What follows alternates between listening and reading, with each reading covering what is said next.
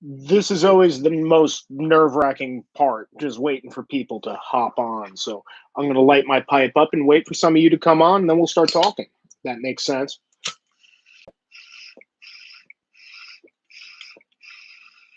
Of course, some of you will be watching this later. Hey, there's somebody. There you go. All right. We're going to get started now. How's everybody doing today? So, the question that I have on my mind today is, or thought, question, whatever. It's like, why is the culture so fucked up? And when I look at all the riots and all the Black Lives Matter stuff, and when I look at everything that's happened, not just in the past year, but in the past few years as it pertains to police brutality and Black Lives Matter and how all that's portrayed, I've come to one conclusion. It's one person's fault: dads. I believe it's because dad isn't around anymore. I believe it's because the dads are no longer in the house. That's what I think. Now, I'll prove it.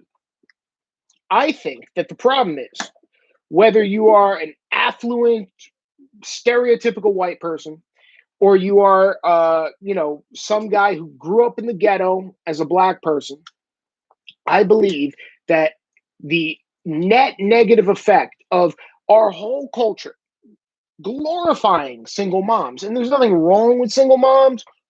I know I have to qualify everything I fucking say. There's nothing wrong with single moms. But the glorification of it's like it makes you better if you're a single mom. And you're better than being married. You're stronger than being married. And we beat that into women's heads now for so fucking long. That the problem is people are growing up without dads. Mom has a job. Mom's out of the house half the time. Mom's dating. Mom's doing this. Mom's doing that. Mom's not watching her fucking kids. And that means that a lot of kids are growing up without discipline.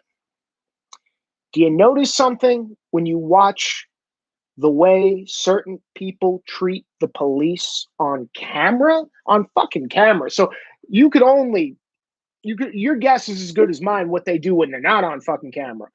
But I'm going to give you an example. There's a news story that came out today in the New York Post. You can look this up. 3 people were arrested. All of them were young. They were all 21 and under. They were arrested the other day during the big snowstorm in the Northeast. I don't know how many people watching right now are from the Northeast, but we just got blasted with a snowstorm. Horrible driving conditions. There's no reason anyone should have been driving outside. But these 3 kids who were like 18 to 21 were going for a ride.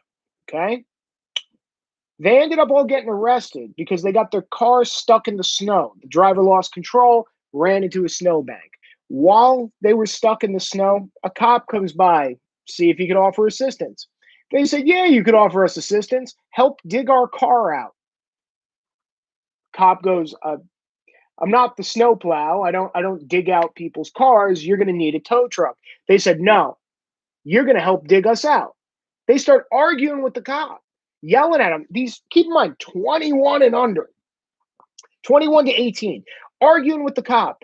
And cop goes, I'm calling a tow truck. We'll get you guys out of here. This is in Massachusetts, too, so the snow gets really bad. They call a tow truck. Tow truck shows up. Guy goes, no, I'm not getting towed. You're going to help dig us out. Now, the kid gets out of the car, and he's blocking traffic, arguing with the cop. The cop goes, I'm going to arrest you for blocking traffic. I don't care. You're helping me dig my car out.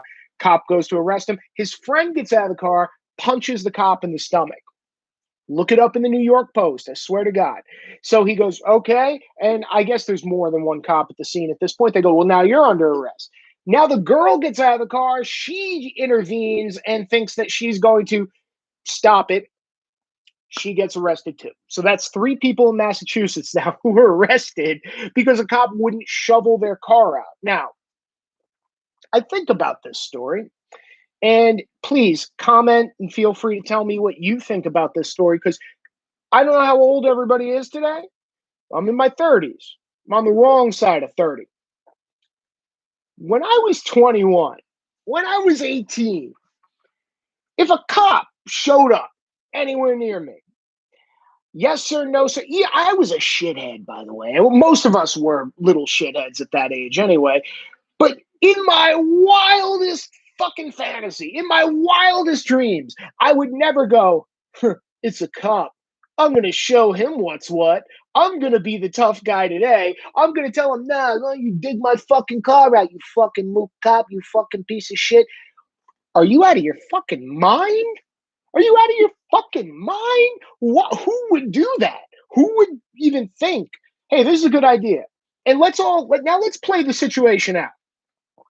When you're in the car, if I was in the car with a friend who started fighting with a cop, I would be the guy grabbing him by the shoulder, going, "Come with me, motherfucker!" And I'd be screaming like, "Dude, you're gonna get us fucking killed. You're gonna get us arrested. What's wrong with you?" I would be doing that, but I'm not a young man anymore. And the young people that are around today, the people who are in their 20s, their teens, and even older, even much older, as a matter of fact, they're a different breed and they have a different fucking attitude. But let's play it out. What do you think's going to happen? Do you think like you're going to have a fist fight with the cop and the cop is just going to go, "Oh, whoa, I didn't realize I was dealing with a badass here. I didn't realize I was dealing with a real bad motherfucker. Oh my god, when you hit me, oh, you have quite the grip, young man. You have quite the right hook. You know what, guys? Please don't hurt me anymore. Just get back in your car. I'll help shovel. I'll cry. I'll give you money. I'll do whatever. I'll call the whole precinct over here just to help you." Do they think that that is in the realm of possibilities, in the realm of things that may happen even just a fucking little bit?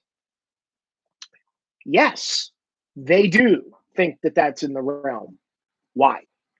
Because of dads. Because these are people who obviously grew up, and this is something I bounced to the strip club.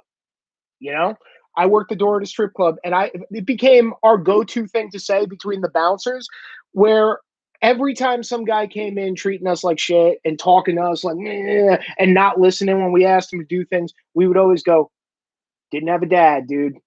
This guy didn't have a dad." We go, "Yeah, because why would you fuck with the strip club bouncer? What good is going to come out of that?" In the same token, what good is going to come out of fucking with the cop? But these people are used to being told yes. And I have a niece who's about 1.5 years old. I have another niece who's like 2.5 years old. And here's the thing: when they cry, when they get upset, when they whine, especially before they could really talk, you give them what they want, don't you? Right? You give them what they want. They're crying. "Oh, okay. She's upset. Oh, put this over here. Oh, give her some food. Oh, do this. Change her. Do this. Do this." The problem is now, this is what happens when you don't let people grow up. What happens when you don't let people grow up is now they're older. They do have the ability to speak.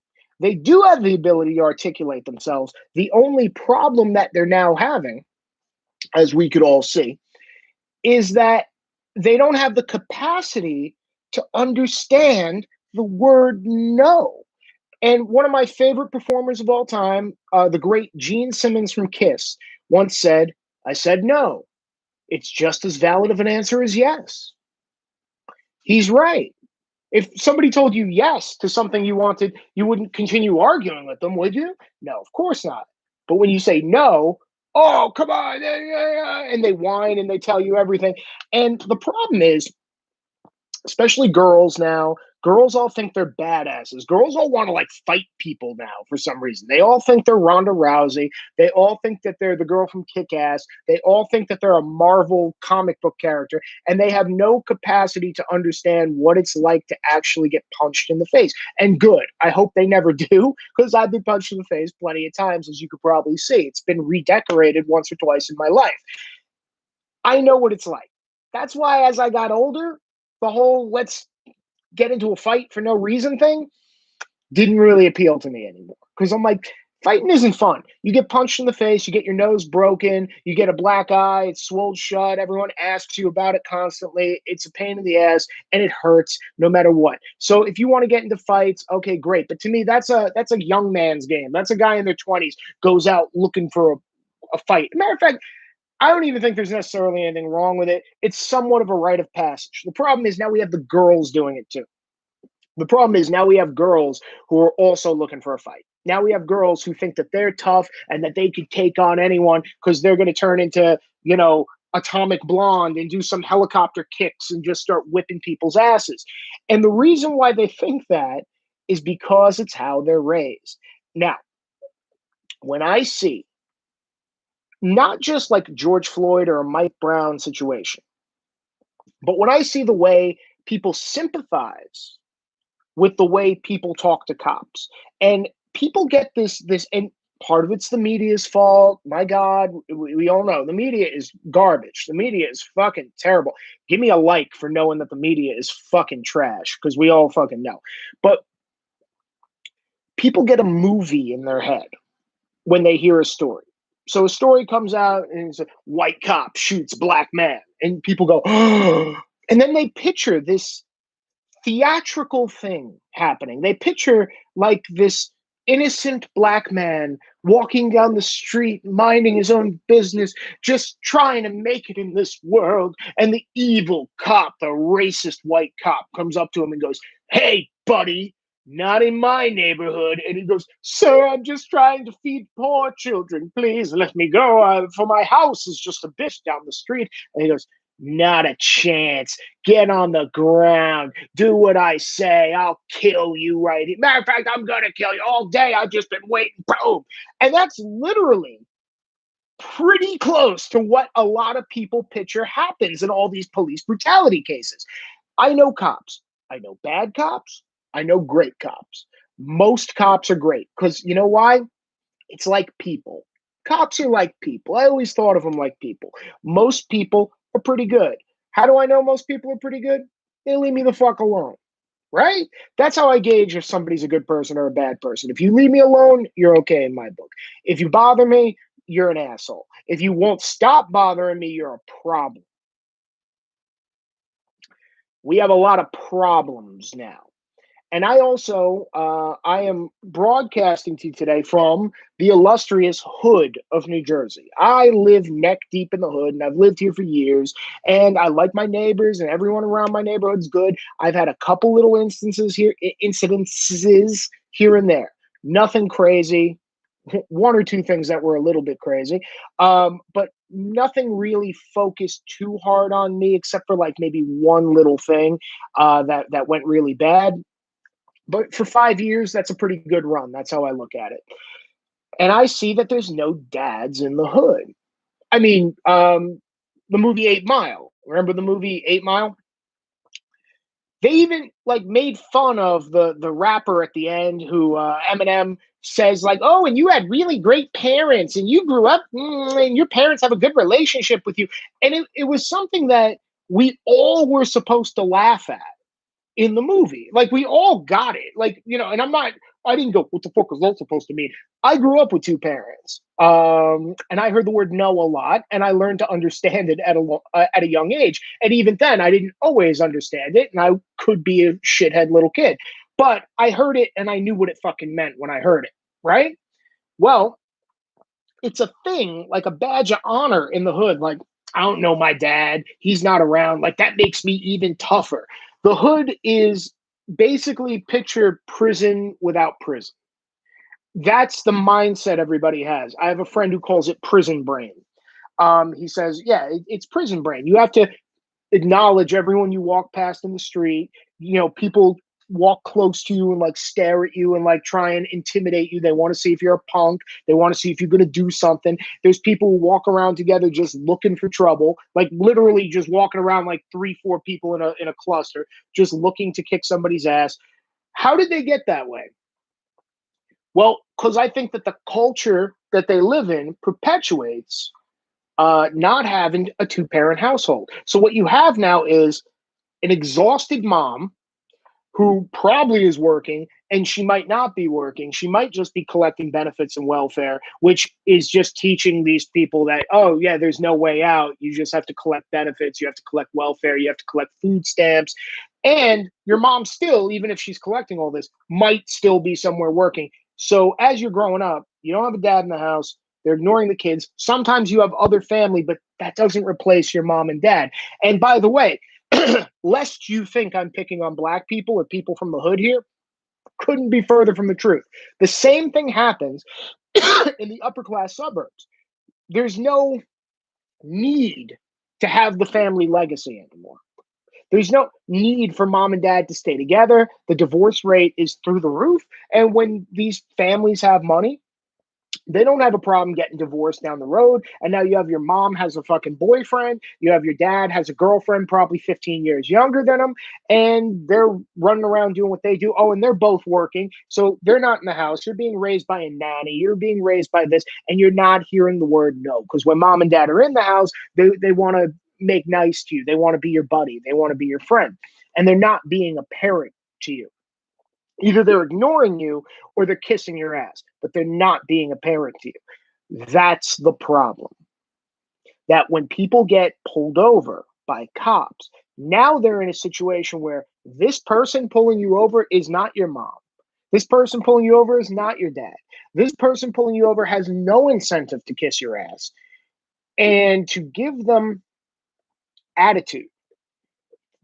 Like I said, when I was young, when I was 21, when I was 18, I couldn't dream of punching a cop. I couldn't dream of screaming in a cop's face, "Why the fuck did you pull me over? Let me go." And has that ever worked? Because at the end of the day, most cops, this is the attitude most cops have. That's it, right there. That's their attitude. They have the attitude of, "Oh, I have to deal with this fucking shit again." Picture any job you ever had. Picture the shittiest job you ever had. Flipping burgers. You might flip 10,000 burgers a day, or whatever, 100 burgers a day. But at the end of the day, that one more burger, you're still going to go, Jesus Christ, I got to fucking do this. And also the first burger. You'll get there, you'll try and relax at work, and then you'll hear the beep of the ticker thing if you've ever worked in a restaurant, and then you go, son of a bitch, I have to fucking get started already. It's always, even though you do it all the time, no matter what job you have, it gets monotonous and it gets frustrating. Being a cop is no different, except for the stakes. The stakes are really high because people could live and die, including the cop, including he has to think of his family every time he pulls somebody over.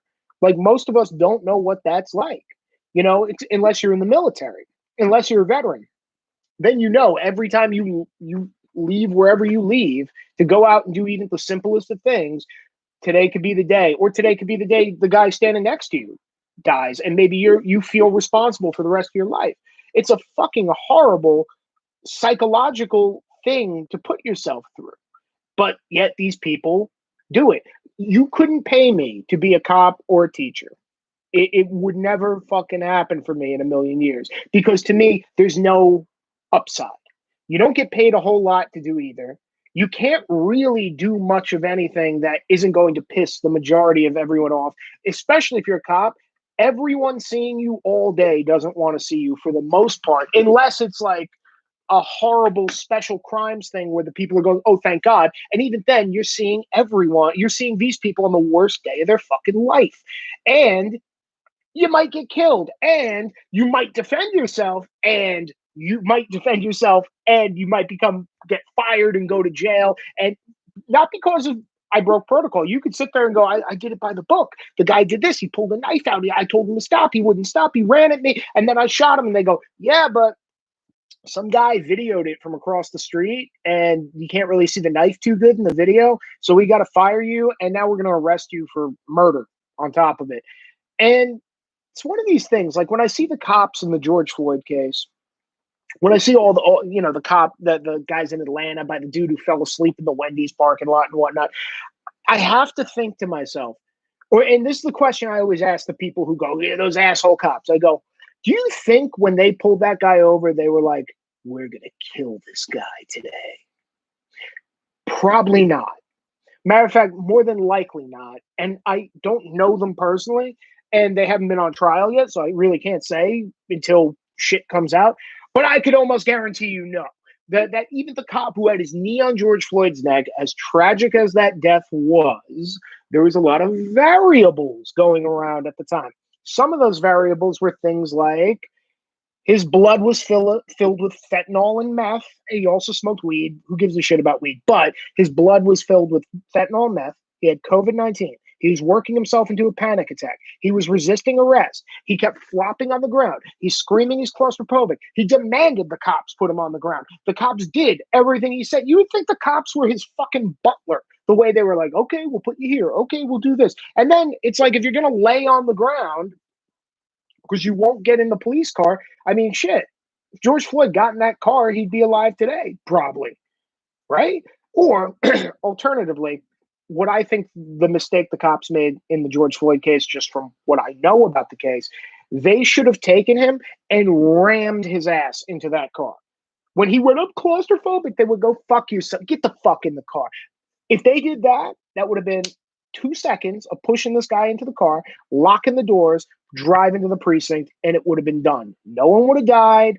Floyd would be alive. Whatever would have worked itself out in court would have worked itself out in court with whatever charges they're bringing up on him, including at that point resisting arrest. But my point being that it really is something to be said about a culture that has no discipline. When you have guys who are 37, who are 45, who are 50, who want to play video games 10 hours a day. Can everyone hear me okay, by the way? Because I'm just seeing this little ticker down here, and I'm just hoping that my volume's okay. But when you have grown man babies and you're telling people that that's cool to be this man baby, and you're telling girls it's cool to get in people's faces and wiggle your neck and be all hood and tell them, like, you know, you're not going to do that to me. I'll knock you the fuck out. When you're telling girls shit like that, instead of telling girls, listen, don't fight them. Because here's the thing. Men should never hit women. And the reason we have that agreement that men should never hit women is because we know we can knock most of you the fuck out. So we go, okay, this is the deal we're going to make. You're going to be demure and not put yourself in a position where you're going to make a guy want to knock you out. And a guy will be required to, no matter how aggravating you are, not knock you out. That's the deal. They welched on their end of the deal because now it's cool to be like, what the fuck you gonna do? And get into a guy's face like you're a dude and try to fight him. Why do they act like that? Because they don't have fucking dads. That's why they act like that. Why would somebody tell a cop to shovel the snow outside his car and then try and fight him when he doesn't? Because they don't have dads. Guaranteed. I don't know these people from fucking hole in the wall, and I'll tell you that their dad wasn't around.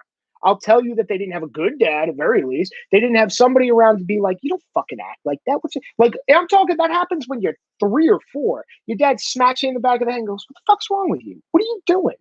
So now we have all these narratives that get out there from the media about police are evil. Police did this. Police killed this guy. And all you hear is police killed a guy. That's it. You never hear what led up to that. And I think a lot of people have problems picturing in their minds how that conversation actually goes. I live in the hood.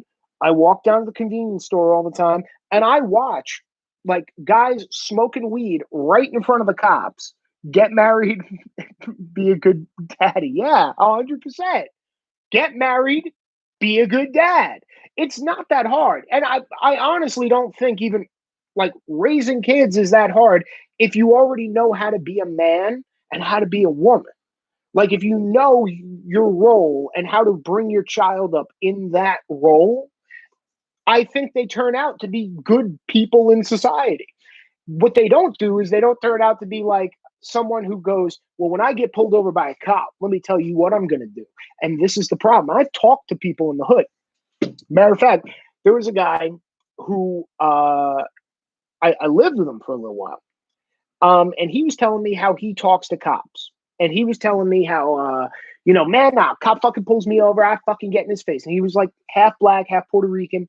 And he's like, I tell him to go fuck himself. I crack my window this much. I'll be smoking. I'll be doing whatever the fuck I want. I'll curse him out. Why the fuck you always fucking with me? And blah, blah, blah, blah, blah. Now, here's the thing. When you hear all that, why are you fucking with me? Just let me go. Doesn't it remind you of something like a toddler would do? Why are you still acting like a toddler?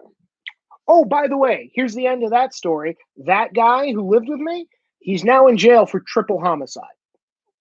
So it all worked out for everybody. Dude grew up without a dad. And he sat there and he fucking went, no, how are you going to tell me I'm getting pulled over? How are you going to do this? How are you going to do that? And it's like, why are you talking to another grown man like that? I mean, let's play all this out. How do you think that's going to work out? And in their mind, because again, if you live in the hood, it's prison brain. You're living in a prison outside of prison where everything's about pride and posturing and puffing your chest out and showing everyone around that you're the bad motherfucker who won't be fucked with. But the problem with that isn't how the real world works. The problem with the real world is now we have all these people in the media and celebrities saying, no, that's the way it should be. And it's like, what? And here's the thing, and someone's gonna get mad at me for this, but I'll say to people, you tell stories like a girl. You know what that means? The way a girl tells a story is this. I just came home and he started yelling at me and he called me the C word. I couldn't believe it. That's how a girl tells a story. What's missing in that story? What happened that made him start yelling at you and call you the C word?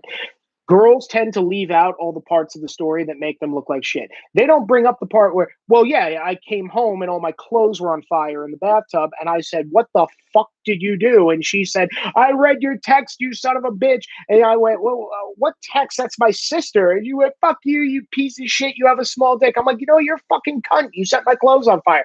That's how that story went. The way she tells it is about 40% of the fucking story. And the problem is people believe them. The problem is people believe them. And it's the problem with the Me Too stuff and the rape culture accusations and stuff like that. Because now if a girl just says, I was raped, I think, tell me more. Because nowadays, if you say you were raped, what that could mean to certain women is a guy told me that he loved me and didn't call me back the next day after we hooked up.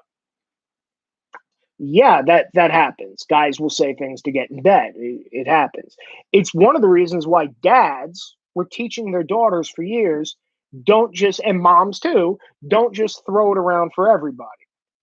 Make sure that that's special. Make sure that when you're with someone, you really care for them. Get to know them first. All these pearls of wisdom that the political and cultural left said, fuck you. How dare you tell me I can't just be throwing my pussy around to everybody? Because, well, here's the thing. Male brains and female brains are quite different. I don't give a fuck what gender studies teachers tell you. I don't give a fuck what the girl who's the barista at Starbucks fucking believes. Male and female brains are very fucking different. They're different animals, but we are different things. The problem with that is a guy can run around and fuck 100 girls and be like, I don't even know half their names. And he sleeps like a baby. Girls are not the same. It gets to them. I've seen it get to them. I've seen it turn girls into people that aren't happy with themselves because they thought the right thing to do was, I can be as slutty as I want. I'm like a guy. I fuck every guy in the club. I go to the club. I get fucked. I see this guy. I get fucked. I do this. I get fucked. I have like 4 boyfriends. And then at the end of the day, they just, when they hit like 30, they're like, oh, Jesus Christ, what the fuck did I do? Oh my God, I was with so many fucking people. Because it affects women differently than it affects men.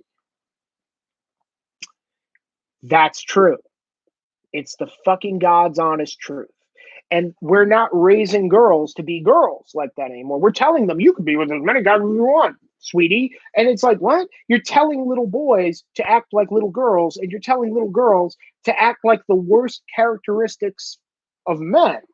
Be aggressive, yell at people, get in everyone's face. And who does that hurt the most? Well, besides everybody, cops. Because cops are the people that have to talk to you. They don't want to talk to you. Do you think a cop wants to fucking talk to you? Do you think a cop, when he sees you doing something stupid, doing an illegal U-turn, do you think he goes, oh ho, or do you think he went, oh, this idiot, and hits the lights and goes, I can't, it's 2 in the fucking morning. Why did he have to do that right in front of me? What a fucking moron. And pulls him over and goes, hey, man, do you know why I pulled you over? And when the guy starts screaming back, I'm only cracking the window an inch, you dumb mother pig fucker. And now he's going, okay. Now, here's the thing. And people have to understand this. I don't know how many of you understand this, but I hope all of you. When a cop pulls you over for something as simple as, say, speeding, you're aware that they could arrest you for that if they so choose, right? They could take you in for just speeding, or they could let you go, or they could let you go with a warning, or they could let you go with like a seatbelt violation, or they could write you a ticket, but they also could arrest you. You're aware of this, right? That this is a thing that cops are allowed to do. Because apparently nobody else is, and they think that screaming at the cop that he has no right to do anything and blah, blah, blah, when the cop's trying to explain himself. When you personally piss a cop off and inconvenience him, he's going, well, I have all these choices in front of me. I could let him go. And by the way, living in the hood, and I'm a pretty white Italian dude living in the hood, and I am the only one of my kind. I am the last macadamia nut in the cookie over here. The cops love me. Why? I've been pulled over plenty of times in the hood, but I'm really nice to them. Hey, how you doing, sir? How you doing? What can I do for you today? Do you need to see my license right now? Yes, sir, I do. Okay, I'm going to reach in my glove box and get it. Is that all right? Yeah, okay. All right, great. So what's going on today? Oh, you were doing 20 over. Oh, my God. You know, I live right down there. I'm sorry. I got to slow it down in the neighborhood. You're right. Every last time, and I've been pulled over a half dozen times in the hood. Every last time I've been pulled over, they let me go. And I was wondering why. And then I realized why. Because they'd never seen anybody like me in their fucking lives. And I don't mean a white guy. I mean a guy who's being polite to them. I mean somebody with manners who treats them with respect when they come to the window. And they get disrespected on such a regular basis. Here's another hood story. I once witnessed an arson. I heard a pop. I witnessed 3 people running away from the alley of one of my neighbor's houses. I saw a fire. I ran in, knocked on the door, told people, get out, get out, get out of the house. There's fire, there's fire, there's fire. All this other shit. I said, call the police, call 911, call 911. I didn't even have my phone on me. I was going down the street to park my car or something like that. I'm pulling people. Little kids are coming out of the house. There's this poor little kid. He couldn't have even been 6 years old. He's fucking crying. He's holding his blanket. It was the fucking worst. And I'm like doing I didn't know what to do. I'm squatting down doing hey, buddy, you're going to be all right, buddy. It's going to be okay. We're going to take care of everything. And he's like, crying. I'm like, this sucks. And the 3 kids who ran away were all like, I would say anywhere between 16 and 20. Ran right past me. So when all that happened, I definitely recall. So they call 911. They say there's a fire. 2 buildings, because it was in between houses, and the fire from the car was going up both sides. So 2 buildings were on fire. What do you think the people in the streets were saying when the cops arrived? Why? We didn't need no fucking cops. We wanted the fire department. Why the fuck the cops always got to fucking be in everyone's business and blah, blah, blah. Like, do you not know if you say somebody just set 2 houses on fire, the cops show up and they're giving the cops shit? So when they see a guy like me who they pull over, they need to ask a few questions. I go, oh, officer, do you really need to give me a ticket for that? I'm sorry. I live a half block away. I would love to just go home. I had a long day at work and I apologize. And I'll make sure to slow it down in the neighborhood and whatever I have to say. They love me. They go, dude, you're the best part of my day.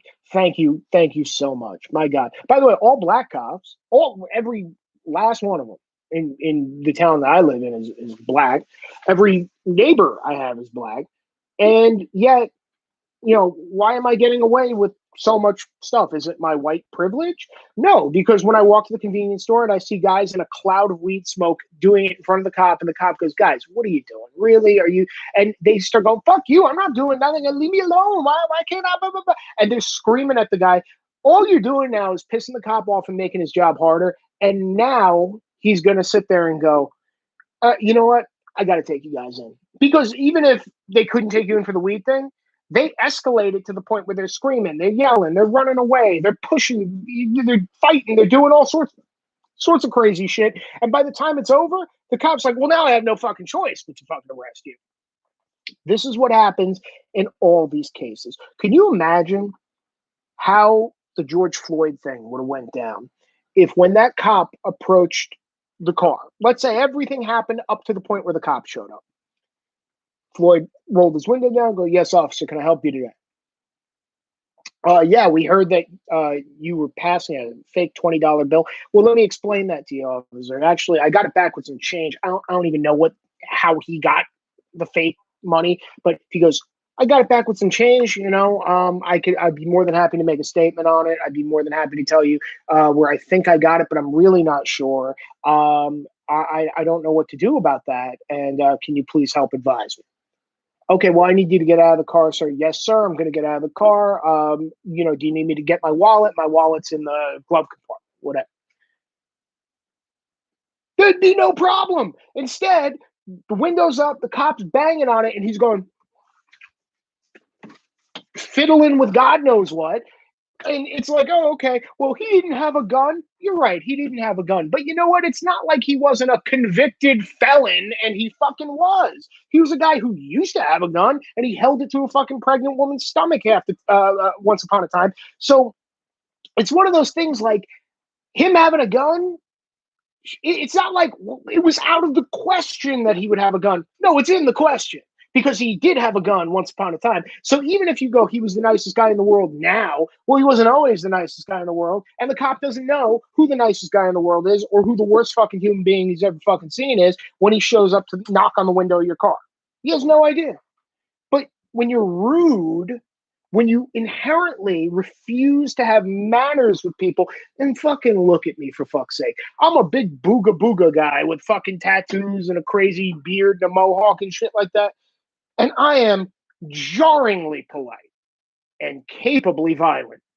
But jarringly polite comes way ahead of capably violent. I am not going to start a fight with anyone for no reason. I'm not going to let somebody fuck around with me, but I'm going to be a fucking gentleman. Yes, sir. No, sir. Yes, ma'am. No, ma'am. I do that everywhere I go. It's second nature. These kids now have no sense of that. And the bigger problem isn't the kids who have no sense of it, actually. The bigger problem is grown adults where everything is so politicized now. They don't have the sense to say, well, you got to be polite to the cop. They don't do that. They defend it. In the same way they say peaceful protest when they burn down half of America. They go, well, it was mostly peaceful protest. I look like a cop. I look like an undercover fucking guy at a gym that's selling steroids or something. Coming in like, hello, fellow weightlifters. I'm one of you. I look like I should be landing in a fucking hot air balloon in 1875. I look like that's literally the first time I ever heard that. But it's true that we now permit it with all these people. We permit it because they have cover fire now. No matter how bad you treat a cop, the media will fucking talk shit. Some guy like me with a YouTube channel will go, can you believe this bastard cop fucking jumped on a guy and tackled him or tased? And they can't do anything right. If they pepper spray someone, can you believe they pepper sprayed him? If they tase him, can you believe they tase him? If they shoot him, can you believe they shoot him? They shot him. They do that all the time with every story. And I don't know what world do people live in where they honestly think that the cops are like, they're going to go, get the fuck out of here. And the cop is going to go, okay, we will. It's never happened. If the baddest asses on the planet, if you had fucking WWE wrestlers and UFC fighters in a 14-passenger carrier van driving around with Navy SEALs sitting in the back with loaded guns, and the cops pulled them over for a reason and they said, get the fuck out of our face. All you just did was escalate the problem, and more cops are going to come and they're going to end up taking you down. Same thing with Eric Gardner. When people say, Eric Gardner, why did five cops on one guy? I'm like, this isn't a fair fight, right? That when you want to resist arrest and fight the cops, you have to fucking know that you're not going to square off. It's not Marcus of Queensberry rules where everyone circles around and it's one-on-one and you go, poo, poo, boom, boom, ha, ha, ha, boom, No, that's not the way it works. It's not even. There's no ref. And if Eric Gardner won the fight, He doesn't not get to go to jail now. It doesn't work that fucking way. How many people does it take to take a guy down? As many people as it takes until he's fucking down. Unfortunately, we used to know that, but now it's like the media will go, "Why were there five guys? Why did they do this? Why?" It's like, why were there five guys taking him down? Why was there one guy taking him down? Because he was resisting arrest. But he died. They put him in a chokehold. You're right, and that is something that we can now talk about separately. But when you tell me how come five cops have to approach one guy, it's like, well, when the one guy for 20 minutes is sitting outside screaming and ranting and running around, and he's a big dude, he's over 6 foot tall and he's a heavy set guy. Come on, man. Oh, by the way, he was also arrested 50 times. You know what that tells me? And by the way, I have been arrested before. Do you know what being arrested once or twice tells me, let alone 50 times? It lets me know you know how to do this. Because if a cop told me tomorrow, hey, turn around, we're cuffing you, I know how that goes. And if I was arrested 50 times, I hadn't been arrested 50 fucking times. I learned my lesson when I was young. But if I was arrested 50 times, you certainly know how it goes. You have your own fucking coffee cup at the station. Are you fucking kidding me? And it's like when you go, hey man, you're under arrest. Oh my God, what, 51 times fucking broke you? Same thing with George Floyd. If he got arrested that day, man, you've been arrested before. You know how this shit goes. You know you got to tell it to the judge. You know all this fucking bullshit and how it fucking goes down. You know this, Eric. You know this. And maybe they could have used a better cop to talk him down for that situation. But we don't have that discussion. We have the discussion of why were there five guys? You know, a cop shoots Mike Brown. Well, he dove through the cruiser window, according to everyone, and he reached for the cop's gun, according to forensics, and he was beating on the cop through the windows. And the first version of the story that we heard, if I'm not mistaken, first version I heard of the Mike Brown story in Ferguson, Missouri was this. Did you hear that a black guy was executed by a police officer in New York? And I went, that sounds peculiar. And they said, oh, yes. Yes, he put a gun to the back of his head after making him get on his knees and shot him in the head. I swear that was the. And I said, well, that doesn't sound right, because unless the cop is a Manchurian candidate, he's not just going to one day go, kill the black. Like it. There is no cop. You could find me the most racist cop in the world, and he didn't do that. Like that racist cop walking around today isn't putting people on their knees and shooting them in the back of the head and going, now time to go home. Like, because it doesn't work like that for cops. If you fire your gun and you hit someone and they die, there's a whole lot of bullshit that comes along with that, as I know from having a lot of friends in the military and police. So the thing is this, we later find out, well, he jumped, well, after before we found out he jumped through the window, and after we heard he was just executed and shot on his knees, his friend did a video interview, and you can look this up. It was the guy who was with him that day. He said, we were just walking down the street. And by the way, the guy has huge tattoos on his neck and dreadlocks and everything, but he goes, we were just walking but a moment down the street, and the police car came and cut us off right in front of us. And he said, get out of the road. And we said, but we are just a few moments from our destination. And he said, get out of the road. And we said, no, we think we will take the street. Thank you, kind officer. And then he opened the door and, well, it hit our knees and the door ricocheted off our knees and closed. You know, it's funny. I watch World Star Hip Hop a lot. I've never seen a door ricochet off somebody's knees, but you know what I have seen in the hood in particular? I've seen it in person and I've seen it on video.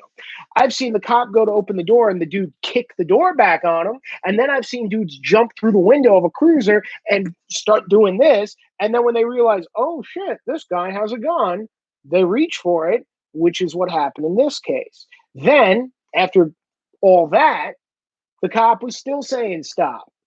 The dude was going, fuck you, walking away. Then the dude charged the cop. People said, but he was unarmed. It's a good point. He was unarmed. Well, how do I argue something like that? Oh, here's how I'll argue that. How does the cop know? You crazy bastard, you just jumped through the fucking window of a police cruiser when the cop just wanted to question you. What the fuck does he know? What does he know? 8mm pills. Jesus. But it's true.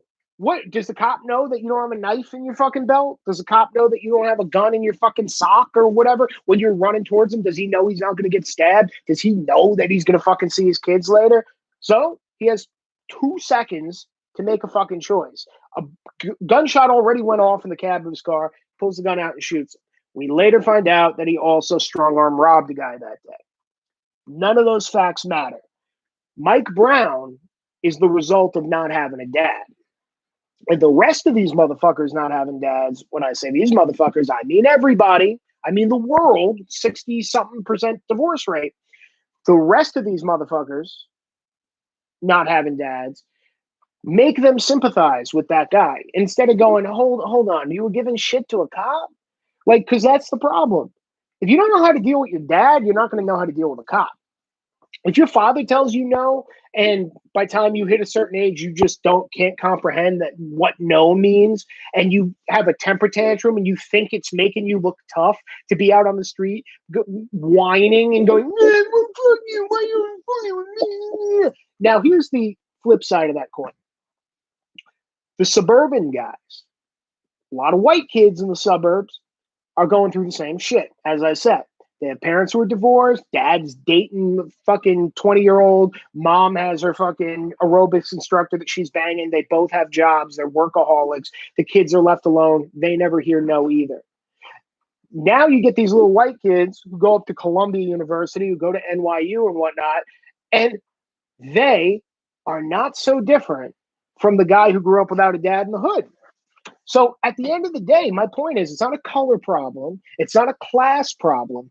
It's a dad problem that we have in this fucking country right now.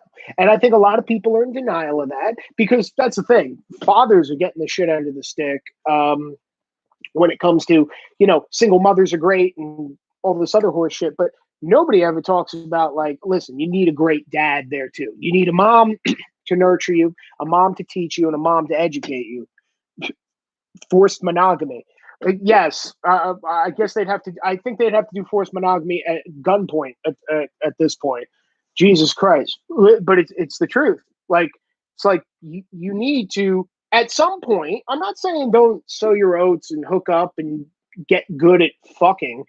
I'm saying that at some point you have to grow up and say, okay, I want to have a family. And when you decide to have that family, know what it means to have a family. This is part of the problem why dads aren't sticking around. Because when they knock a girl up, in their mind, that's just the girl down the street who now has a baby that happens to be mine. Or they walk down the aisle with a woman, and 2 years later, when things get a little tough, they fuck off and go, let's just get divorced, and I'll bang a waitress and you bang the Pilates guy. And that's a fucking real problem. Because at the end of the day, it's like when I think of like the older people in my family, family meant family. Like, I couldn't picture my grandmother without my grandfather. I couldn't picture any of my aunts without my uncles being there. It was something we need a reset. I don't know how to do that other than an atomic fucking bomb, but you're right, dude. It's something we need to re-educate people for sure. And but it's not about schools. It's not about government. It's not about if we gave these people more money, they would know. None of that. You can give billions of dollars. Newark, New Jersey, which I live very close to. Does anyone know where Newark, New Jersey is? Does anyone know what Newark, New Jersey fucking looks like? Newark, New Jersey is a shithole. Their budget for their public education system is $2.4 billion. Does it look like a $2.4 billion educational system when you see gangs all up and down the streets and shit like that? Where's that money going? Is it getting anywhere fucking good? Is it getting to any of the right people or the right fucking places? Where's it going? Like, what happened to $2.4 billion? If you had $2.4 billion, you could do anything for the rest of your life. And literally anything you wanted. If any one thing had $2.4 billion, they could literally do anything except for fucking government. When they get 2.4, it's like, well, now we need 4.8. Otherwise, it's just not going to work. We can't buy textbooks. It's like, really, you can't buy fucking textbooks for $2.4 billion in the Newark schools. Not the world, not New Jersey, the Newark school system. It's fucking shameful, and it has nothing to do with the school. You could pour all the money you want in the school. Hire fucking new teachers.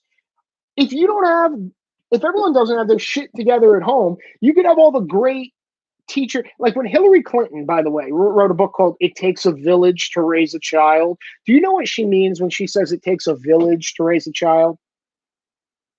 Anyone? Anyone? I'll give you a second. Time's up. She means it takes the state. She's not, yes, the saying it takes a village, like, yes, you learn a little something from everyone when you're walking around, and the baker tells you one thing about baking bread, and the fucking, the mechanic goes, you use this wrench to fix the car, and you go, oh, that's great. And then the old man down the street goes, let me tell you a story about when I was a kid, and you go, wow, nobody ever told me that before. So in that sense, it takes a village. But when Hillary says it takes a village, dirty Jersey is a Democrat stronghold. It is a filthy, dirty. You have to add the words filthy, dirty Democrats. It is fucking horrible. It's horrible. And I actually have some candidates for where to go next. Because if COVID taught me anything, it's that I could do whatever the fuck I want from home, and I can make money from home, and I can work at home. So it made me think, like, well, if I could be anywhere, why the fuck am I here? And I've lived in New Jersey my whole life, besides when I lived in New York. But now I'm thinking Louisiana, I'm thinking New Hampshire, I'm thinking Virginia. I'm thinking some places that have a decent enough fucking head on their shoulders, and that, rent for everything isn't skyrocketing. And maybe the money I make will take me further than just living in the fucking hood for the rest of my goddamn life. Because when I hear what prices are when you go to like Louisiana, it's insane. I'm like, oh shit, if I get a fucking strong internet connection, I could still write, do my journalism and write books and do movies and, fucking YouTube videos sporadically whenever I want to. Who gives a fuck?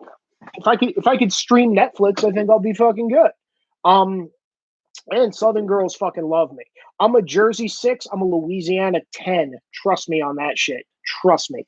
But point being, none of the bullshit matters. The nicest neighbor who pets your head in the fucking world doesn't hold a candle to your dad and your mom, and a good dad and a good mom who know their role, who work as a team. Not one is the bully of the other, but who work and know, okay, you're the one who does this. I'm the dad. I do discipline. I teach about, I give the stern talking tos. I teach about safety. I give the lessons. You're the mom. You do the education. You give the nurturing. You pat their head. You tell them that their drawing is fucking fantastic and all this other fucking shit.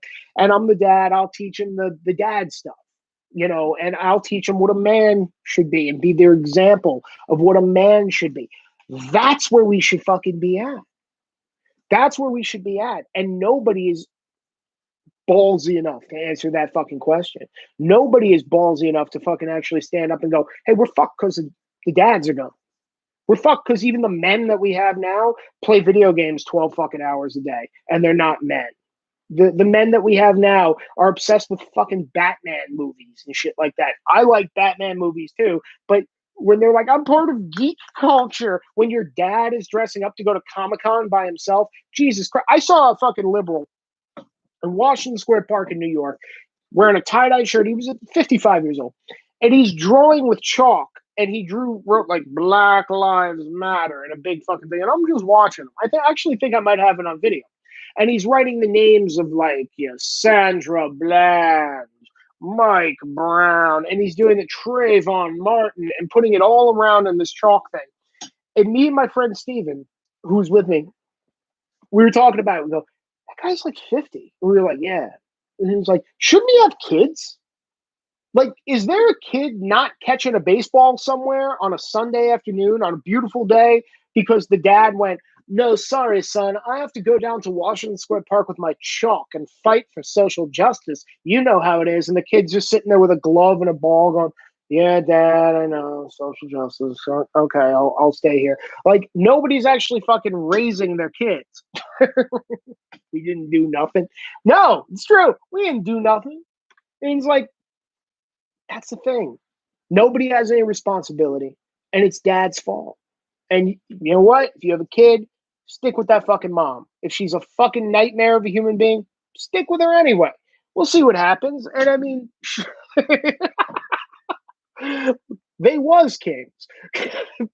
Stick with it anyway. And I mean, at the very least, you guys could all be spit out the shithole of alcoholism somewhere down the line. But for fuck's sake, don't leave each other. Fall apart together is what I'm saying, rather than rip your family apart, because families are no longer a sacred fucking thing. And it's killing everybody. And it's hurting the fucking country. And it's the reason why when you see the police brutality shit and you see that nobody understands how it could happen, the reason no one understands how it could happen is because they're all raised to believe that you could punch a fucking cop in the face and spit on him and that, you're good to go. You could hock a fucking loogie in a cop's fucking face, according to these people. And, oh, you should be nurtured and let off. It's the same kind of kid who does something fucked up to the teacher, and the mom and dad go in, or the mom or the dad go in, I should say, and they start yelling at the teacher. Why did he fail? You got to be a better teacher. And it's like, no, how about your kid gets better at fucking studying? How about you got to be a better mom? You got to be a better dad. You got to start having more copacetic role in your own fucking household. Everybody wants to fucking point fingers when it comes to their fucking own kid. And the kid absorbs this. And we are on the 1.5 generation that has absorbed this. Because I'll tell you this, if I was fucking up in school and my teacher had something bad to say about me in school, my mom never blamed the teacher. No. My mom would come home and I would get the fucking earful. My fucking mom would never in 1,000 years start yelling at you. How dare you, motherfucker? Like, never. I hear that all the time from my friends who are teachers who say, oh my God, these parents call constantly. They're screaming. If you didn't do good on this test, why didn't you do a better job showing him how to do it? And it's like, because he's not paying attention. Maybe he's not paying attention. He's acting out because he's not getting enough attention from his fucking dad. I don't know. Just a theory. But that's the thing. When they grow up, they end up fucking up in stupid ways, like fighting cops, yelling at cops. I'm not leaving this restaurant till I get what I want. And then all of a sudden the cops are fucking called. Now they're yelling at them. And it becomes this whole fucking thing. This is how we got the Karens, everyone. Do you fucking understand? This is how we got Karens. We got Karens because no one ever had the balls to tell this woman, yo, bitch, shut the fuck up. Like that one dude was strong enough in her life. Her dad would, oh, you're the best. We're going to give you anything you want. And when you acted like shit in front of, oh my God, if I was rude in front of someone when I was a little kid, oh my God, that was a fucking, like my life was a nightmare for the next week. With the, and it's so funny because as I got older, I realized my parents really don't actually care that much. Like they didn't really care that I was a little bit rude to the guy at the post office, but all week, all I would fucking hear about is, at the post office, he fucking said, give me one of those. He didn't even say thank you. This little shithead I raised. Like I would get that for a week and be like, I will never fucking do that shit again. That was horrible. Oh my God. And it makes you a polite person as opposed to, I see kids all the time act like fucking asshole. When I bounced at the door at the strip club, kids would come in, particularly little fucking ghetto kids and hood kids, would come in and want to start a fight in the first 30 seconds with me. I'm the bouncer at the door of the club, and they're like, yo, man, I'm getting in there, man. Yo, let me take a look around. And I'm like, no. We don't give free looks. You're not getting in the club. You got to pay a cover. They didn't fucking get it. And they would be like, man, what the fuck's your problem? What the fuck's wrong with you? And it's like, dude, you're not getting in here. Yo, fuck you, I'm not getting in. Like, these were regular conversations I would have. And I would always just go, no dads. No dads. They make it bad for cops. They make it bad for strip club patrons. They make it bad for America. I appreciate you guys listening. Once again, I have nothing to plug whatsoever. I'm not even going to plug this because they're so inconsistent. But hopefully I'll be doing more of them soon. If you want to fucking check them out, they'll be here for you to check out. And I appreciate you listening to me and commenting on all my shit and liking all those fucking little thumbs up like buttons. And I don't even know why I give a shit. I don't monetize anything. I just talk. I'm literally doing this for the pleasure of talking to myself in a fucking room. So I hope you enjoyed it as much as I did. Thanks again.